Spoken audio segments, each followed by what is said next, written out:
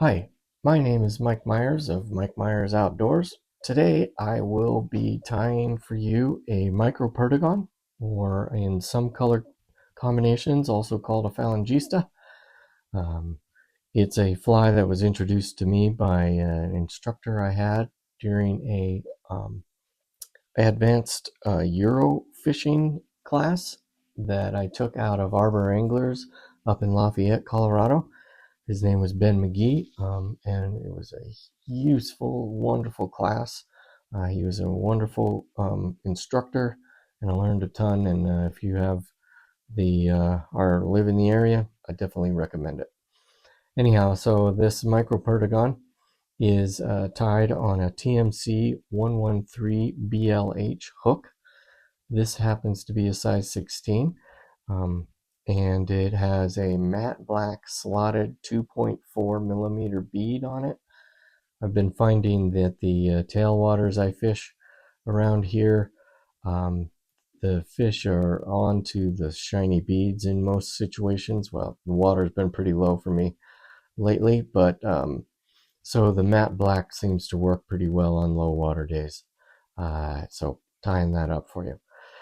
The hot spot there on the tail is actually a fluorescent thread. This is UTC Ultra Thread in the 70 denier. Like this a lot. It lays nice and flat.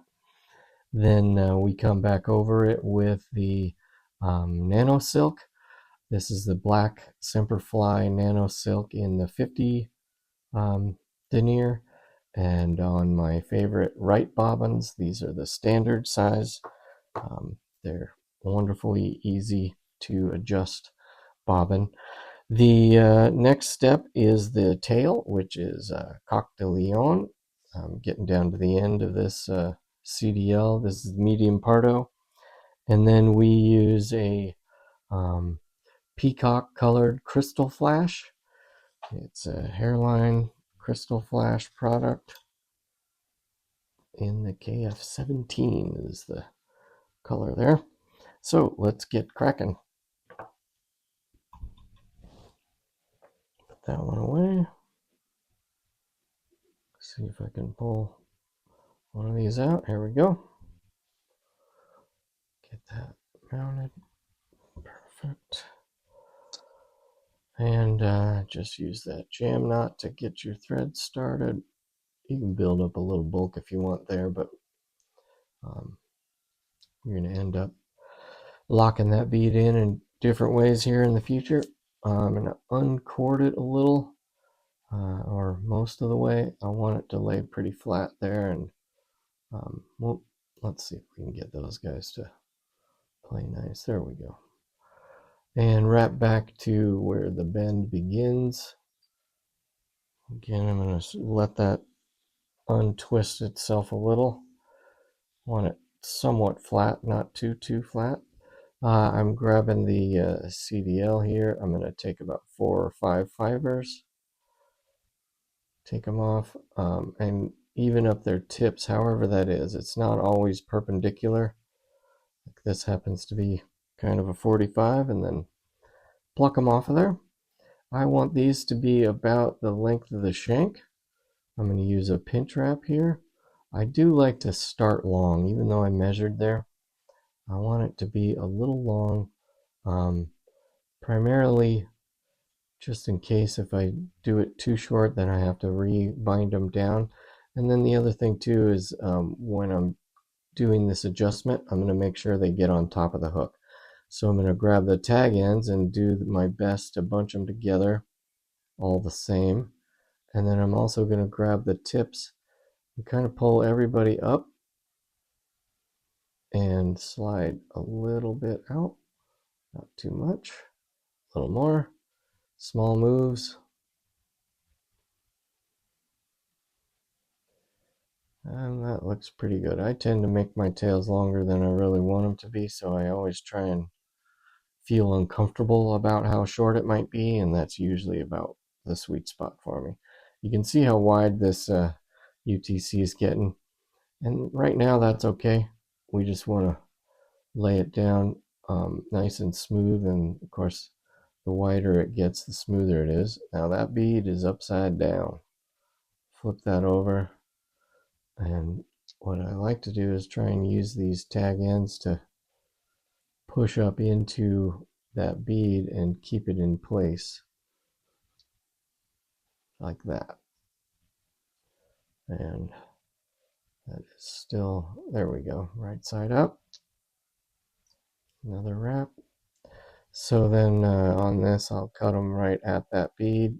Sometimes just a smidge longer. That helps keep that bead in place. You can see it's up on the top part of that hook, because ultimately we want this thing to ride upside down most of the time. You know, probably won't be your lead fly very often. But so our next step is to change thread, and rather than tie off, what I like to do is a little trick Greg Garcia showed me, where I just start another thread color with a jam knot, wrap right back over the other thread that was already there, come in, trim them off as close as I can. Again, that's where these anadromous scissors, cool little fish, this TC here, anyhow, they're great scissors, I like them a lot. Now we're going to tie in our rib. I push that up into the bead, try and make a loose wrap there. I want to get him on top, get that rib. It's not paramount, but I do like it that way. And then I do my best to wrap touching wraps all the way back. And then I want to leave about 2 wraps width or so, maybe, what is that, a whole millimeter or a little less of the hot spot, not too much. I'm going to uncord this nano silk because it can lay kind of flat. Go ahead and cover up all of that crystal flash. Nice smooth all the way up. Again, I don't have to worry too much about that bead right now. I'm going to throw a 1/2 inch in it because I'm going to use the rotary feature of my vise. I got this Dyna King. It's a Barracuda a long time ago. Back in the early 2000s, my wife gave it to me for Christmas, and it is wonderful. And this is why this rotary feature is so great. So I've got some hackle pliers here, and I'm going to wrap this. Watch that hook point, and I can really control how wide these gaps are, almost machine-like with the rotary feature. It's awesome. Get up, keep tension on it.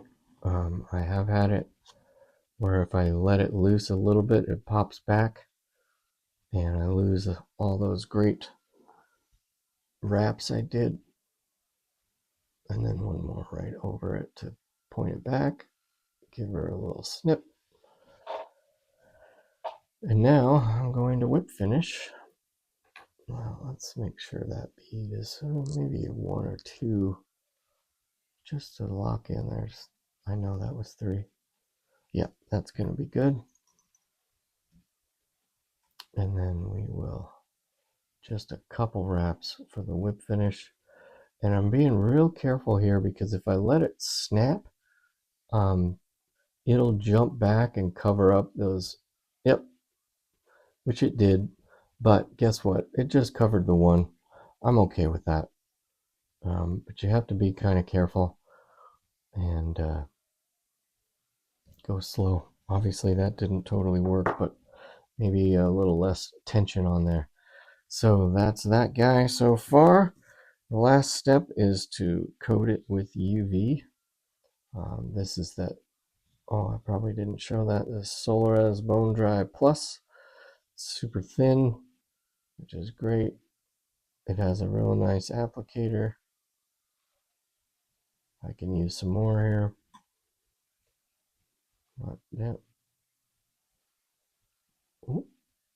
I try not to get it on the bead because it changes it from matte to shiny, which isn't terrible. Oh man, and it soaked right up into the the eye. You can see it right here.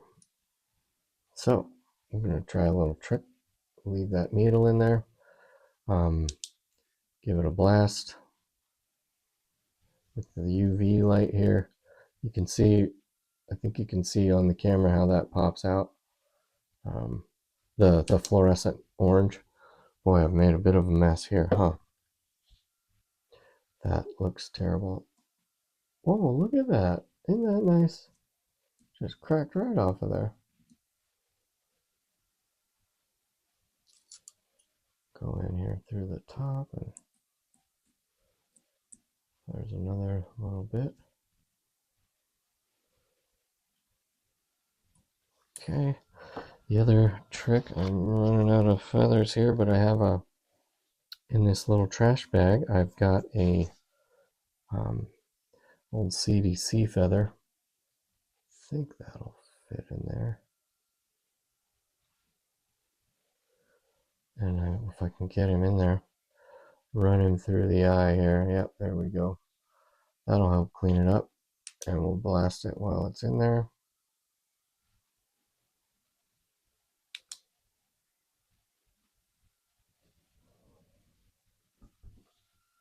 Sometimes fly tying is about recovering. And I didn't fill that gap maybe like I'd like it, but it did pretty well. And I think that's pretty good. I'm pretty happy with it. Give it another little UV. It seems like there might be some soft stuff in there. But yeah, that's it. Pretty easy fly tie up, and successful on those tailwaters in particular.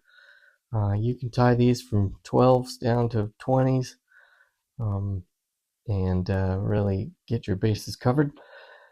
And that's it. So that's the Micro Perdigon, also sometimes called the Falangista. And I hope you enjoyed the video, and hope to see you on the river. Thanks.